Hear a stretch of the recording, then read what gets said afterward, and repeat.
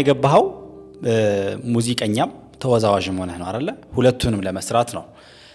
ምናልባት ፈታኝ የሆነብህ ነገር የለም? ስራውን ከዛ በፊት ስለማታውቀው ልምድ ስለሌለ ጀስት የመስራት ፍላጎት ብቻ ነው ያለህና ለማስተማር ሲሞክሩ አንተን ምናምን ጫና አልነበረም?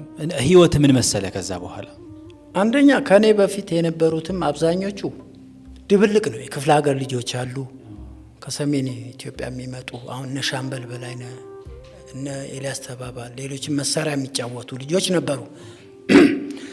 የክፍለ ሀገር ልጆች ናቸው። በእርግጥ ቀድመው መጥተው ይሆናል ስራው ላይ ማታ ማታም በየሆቴል ይሰራሉ። እነሱ እዚህ በመሰንቆ በምናምን ልምዱ አላቸው።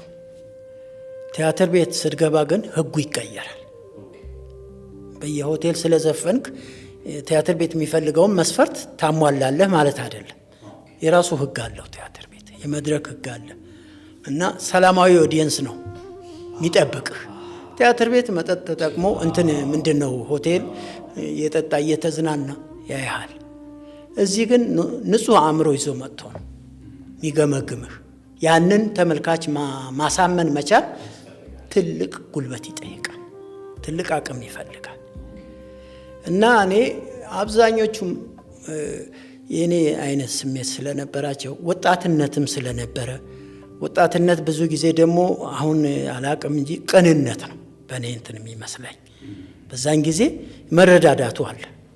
እኔ ያልገባኝን ነገር አንዱ ይነግረኛል፣ ያሳየኛል። እኔ የማውቀውን ለአንዱ እነግራለሁ። እኔ ጉራግኛ ነው የምጽፈው፣ ሀሳብ ይሰጡኛል። እንዲህ አይነት ነገር ማህበረሰቡን ስሜት ሊነካ በሚችል መልኩ ብታረገው ተቀባይነት ታገኛል። ዜማው እንደዚህ ብታረገው እየተመካከርክ ነው የምትሰራው። አሰልጣኞች አሉ።